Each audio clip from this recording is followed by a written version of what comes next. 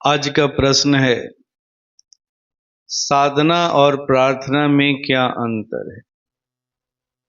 ये दोनों एक ही हैं या दोनों में अंतर है? कृपया स्पष्ट करने की कृपा करें। बड़ा ही सुंदर प्रश्न है और ये प्रश्न खास करके साधकों के लिए। हमारे यहाँ जो भी सत्संग सभाएं होती हैं, उस सत्संग सभा में प्रार्थना भी कराई जाती है और साधना भी कराई जाती है। दोनों चीजों पर बल दिया जाता है। तो आइए आज समझने का प्रयास करते हैं कि साधना का उद्देश्य क्या है और प्रार्थना का उद्देश्य क्या है। पहले चलते हैं साधना की तरफ, फिर बाद में हम लोग प्रार्थना के बारे में चर्चा करेंगे। साधना का एकमात्र उद्देश्य है एक शिष्य को अपने गुरु में विसर्जित कर देना। साधना का अगर उद्देश्य है तो केवल यही, कैसे शिष्य अपने आप को अपने गुरु में विसर्जित करेगा, अपने प्रभु में विसर्जित करेगा, अपने इष्ट में विसर्जित करेगा। उसने जिसे भी अपना इष्ट बनाया हो, किसी भगवान को इष्ट बनाया हो, किसी गुरु को इष्ट बनाया हो, जिसे भी बनाया हो, उसमें स्वयं को विसर्जित करने की क्रिया का नाम ही है साधना। आप लोगों ने देखा होगा कि कोई नाला जो बहुत ही गंदा होता है, उसका पानी बहुत ही दूषित होता है, हम उस नाले के बगल से गुजरना नहीं चाहते, इतने घृणा करते। अगर किसी कारणवश हमें गुजरना भी पड़ गया तो बहुत बच के चलते, अपने नाक मुंह को बंद कर देते, बहुत गलत बदबू का अनुभव करते। तो जब ये नाला बढ़ते बढ़ते किसी नदी में अपने आप को विसर्जित कर देता है, तो कुछ आगे बढ़ने के बाद एक अवस्था आती है जहां नाले का पानी और नदी का पानी दोनों एक हो जाते। नाले की जो गंदगी है वो समाप्त हो जाती। शुरू शुरू में जब नाला अपने आप को नदी में विसर्जित करता है तो कुछ दूर तक नदी का भी पानी मटमैला सा या गंदा सा दिखाई देता है, लेकिन कुछ आगे और बढ़ने के बाद दोनों समान से दिखने लगते। ठीक यही क्रिया एक शिष्य और गुरु के बीच में होती है। जब शिष्य साधना करता है, गुरु द्वारा बताई गई साधना, शिष्य अपने आप को उस साधना के माध्यम से अपने गुरु में विसर्जित होने की क्रिया करता है। मैं आपको एक छोटा सा प्रसंग सुनाता हूं। एक बार भगवान बुद्ध का सत्संग चल रहा था। बहुत दिनों से वो उस जगह पर अपना कैंप डाले हुए थे। रोज संध्या को सत्संग हुआ करता था। एक व्यक्ति रोज उस सत्संग में भाग लेता था। एक दिन उस व्यक्ति को न जाने क्या सूझा, जैसे ही सत्संग समाप्त हुआ, भगवान बुद्ध के चरणों में जा गिरा और प्रार्थना करने लगा, निवेदन करने लगा, गिड़गिड़ाने लगा, प्रभु आप हमें अपने शरण में ले लीजिए, मुझे उठा लीजिए प्रभु, मैं आपके साथ चलना चाहता हूं, आप में मिलना चाहता हूं। कहते हैं कि भगवान बुद्ध उस पर अपनी बहुत ही गहरी निगाह डाली और उसके पात्रता को परखा और उन्होंने कहा कि ठीक है, कल मैं तुम्हें दीक्षा दूंगा। भिक्षुक बनने की दीक्षा दूंगा। और वो व्यक्ति ठीक दूसरे दिन भगवान बुद्ध के पास पहुंचा दीक्षा लेने के लिए। जब दीक्षा देने की बारी आई तो भगवान बुद्ध ने कहा कि देखो, मैं तुम्हें दीक्षा तो जरूर दे रहा हूं, लेकिन ये दीक्षा तभी फलित हो पाएगी जब तुम अपने नाम को और अपने रूप को, अपने सब कुछ को मेरे अंदर में विसर्जित कर दो। भूल जाओगे कि तुम्हारा नाम क्या है, तुम्हारा रूप क्या है। जब तुम ऐसा करोगे तब ये दीक्षा फलित हो पाएगी। और इस तरह से बुद्ध ने केवल एक ही संदेश उसे दिया, अपने नाम को और अपने रूप को मिटाने का संदेश। इसके अलावे उन्होंने उसे कोई संदेश नहीं दिया और दीक्षा दे दिया। व्यक्ति बड़ा ही होनहार था। अब उसका नित्य का काम बन चुका था ध्यान करना, उससे जब समय मिलता तो सेवा करना, और सेवा के बाद भी जब समय मिलता तो सुमिरन करना, गुरु चिंतन करना। धीरे धीरे जितने भी बौद्ध भिक्षुक हैं उससे प्रभावित होने लगे, सभी उसकी ओर आकर्षित होने लगे। जब भी वो किसी के सामने जाता तो पूछते, तुम्हारा नाम क्या है, कहां से आए हो। उसके अंदर में अपने नाम बताने की उत्सुकता जगती, अपना परिचय बताने की उत्सुकता जगती। लेकिन तभी उसे भगवान बुद्ध की बात याद आ जाती, मेरी दीक्षा तभी सफल हो पाएगी जब तुम अपने नाम और रूप को मिटा दोगे। कहते हैं कि जैसे ही भगवान बुद्ध की, अपने गुरु की ये बात उसे याद आती, वो मौन हो जाता, चुप हो जाता। कुछ दिनों के बाद थक हार करके जितने भी बौद्ध भिक्षुक थे सभी ने उसका नाम रखा अनामी। अब वो बौद्ध भिक्षुक अनामी के नाम से मशहूर हो गया। आश्रम की सेवा करते करते, गुरु सेवा करते करते भगवान बुद्ध ने जो प्रक्रियाएं बताई थी, जो नियमावली बताई थी, उस नियमावली का पालन करते करते बौद्ध भिक्षुक एक दिन बूढ़ा हो गया। एक दिन संध्या के समय वो बड़ा ही बेचैन हुआ, बीमार हो गया।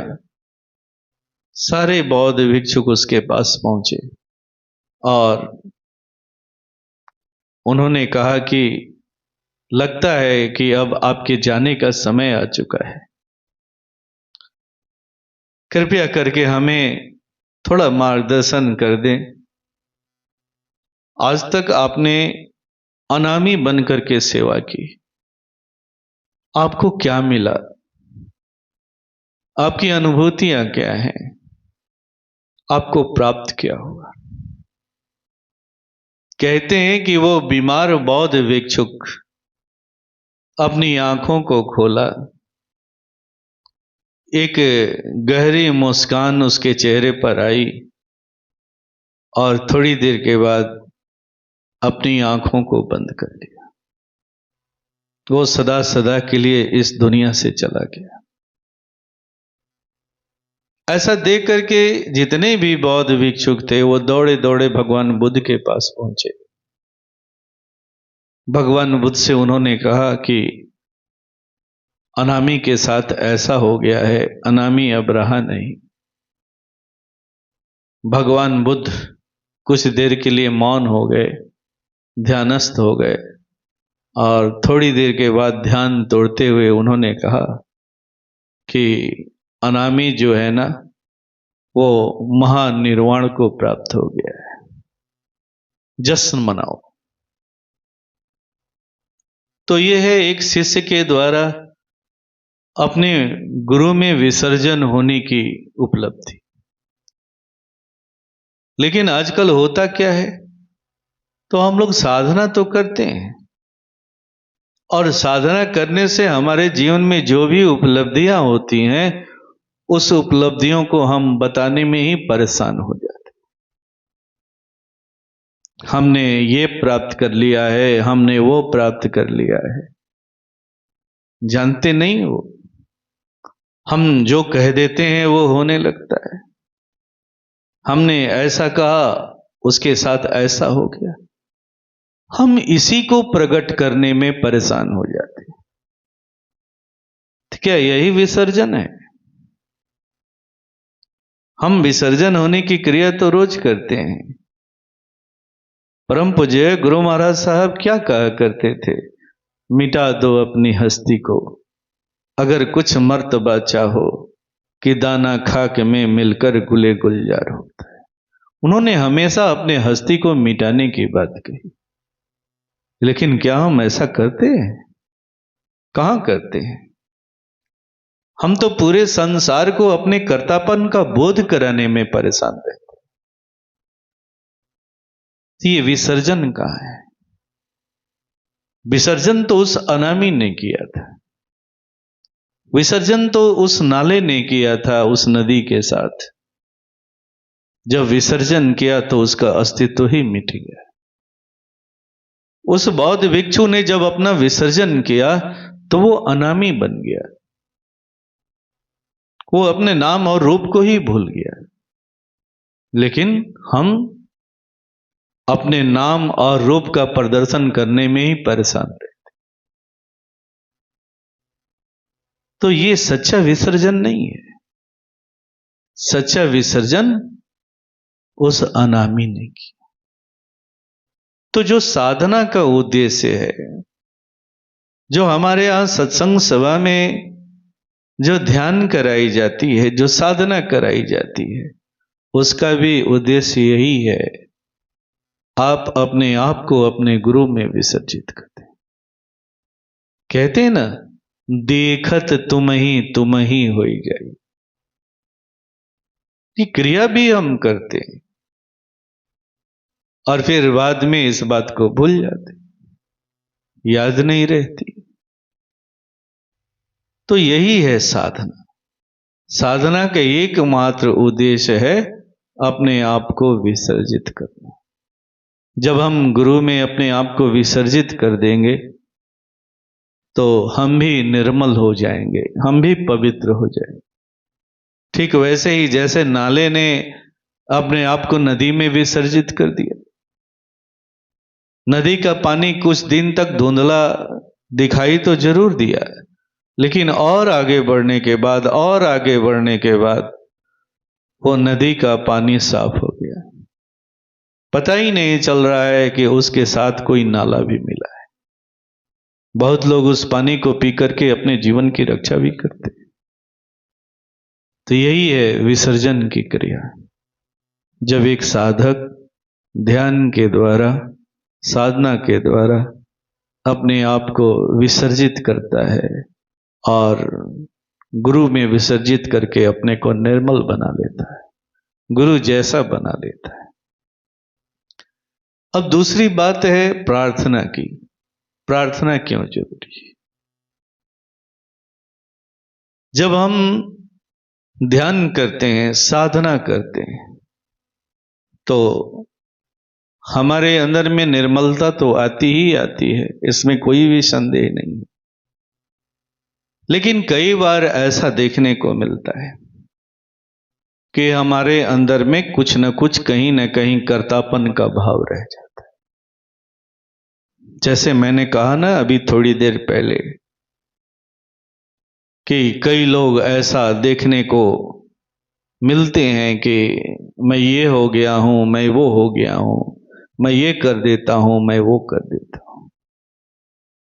ये भाव कभी कभी जन्म लेने लगता है।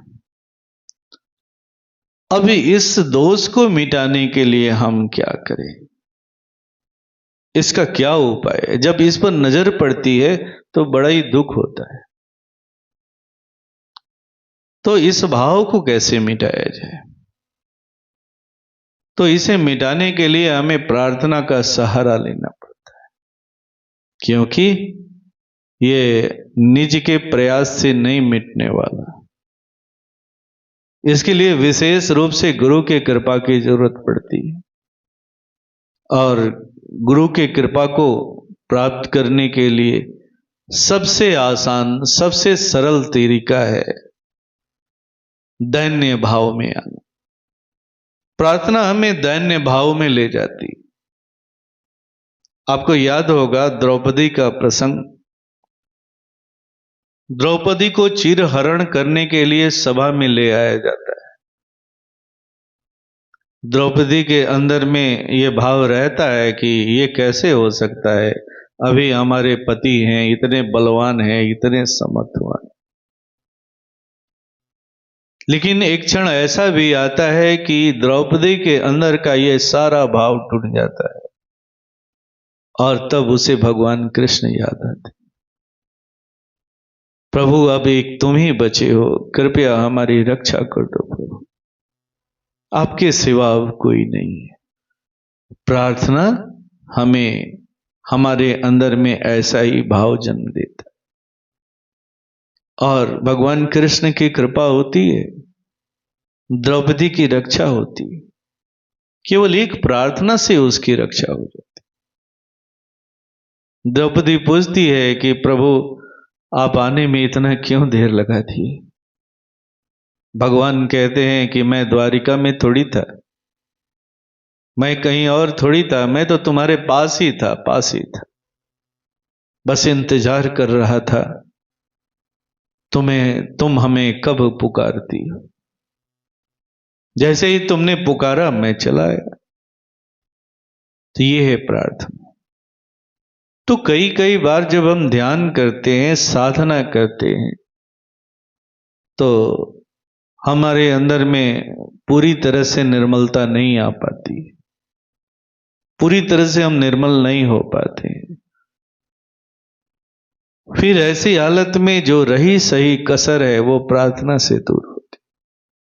हम निवेदन करते हैं, मैं नगर घर घर फिरा हूं, ठोकरे खाकर गिरा हूं, अंत में आया तुम्हारे पास मैं निर्धन बना। एक दैन्य भाव हमारे अंदर में आता है, जहां लगता है कि अब मेरा कोई सहारा नहीं है। यहां पर साधना भी विफल हो रही है,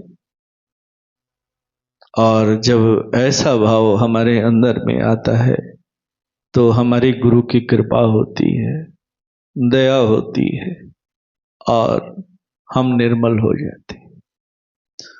तो साधना भी जरूरी है और प्रार्थना भी जरूरी। जब इन दोनों चीजों का समागम होता है, जब ये दोनों चीजें मिलती हैं, तो निर्मलता बड़ी आसान हो जाती। प्रार्थना ध्यान करने से जो रही सही कसर रह जाती है उसे भी दूर कर देती। इसीलिए हमारे यहाँ सत्संग में ध्यान भी कराया जाता है और प्रार्थना भी कराई जाती है, दोनों जरूरी। आशा है आप पूरी तरह से समझ गए होंगे कि ध्यान और प्रार्थना क्यों जरूरी है। दरअसल दोनों अलग अलग, बहुत अलग अलग नहीं है, बस थोड़ा सा अंतर है, थोड़ा सा अंतर है। ध्यान करने से जो शेष थोड़ी बहुत चीजें रह जाती हैं, छूट जाती हैं, उसको प्रार्थना मिटा देती, हमें पूरी तरह से निर्मल बना देती। ओम शांति।